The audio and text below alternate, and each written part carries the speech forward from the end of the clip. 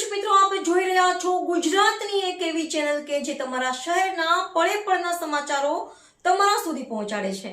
સ્વાગત છે આપનું A1 અભિક્રાઇમ ન્યૂઝમાં. હું છું એન્કર અર્પિતા પટેલ. અંજાર નગરપાલિકામાં કોંગ્રેસના વિજેતાનું વિજય સરઘસ યોજાયું. પૂર્વ વિપક્ષી નેતા રાજેન્દ્રસિંહ જાડેજાની આગેવાનીમાં નોંધપાત્ર બેઠકો જીતી. અંજાર નગરપાલિકામાં ભાજપે 36માંથી 7 બેઠક બિનહરીફ મેળવ્યા બાદ પરિણામમાં વધુ 20 બેઠક કબજે કરી છે. જોકે ભાજપની સત્તાને પડકાર આપવા પાલિકામાં કોંગ્રેસના સભ્યો પણ પાછલી ચૂંટણીમાં એક બેઠક હતી તેના સ્થાને હવે 9 બેઠક કબજે કરવામાં સફળ થયા છે. તો બીજી તરફ નગરપાલિકાના પૂર્વ વિપક્ષી નેતા રાજેન્દ્રસિંહ જાડેજાએ ચૂંટણીમાં વિજય મેળવવાની સાથે તેમની આગેવાનીમાં નોંધપાત્ર બેઠકો જીત્યા બાદ શહેરમાં વિજય સરઘસ યોજ્યું હતું. ચૂંટણીમાં વિપક્ષે મજબૂત હાજરી નોંધાવતા વોર્ડ નંબર 4 અને 8માં પેનલ ટુ પેનલ વિજય મેળવ્યો હતો અને વોર્ડ નંબર 5માં એક બેઠક મેળવી છે.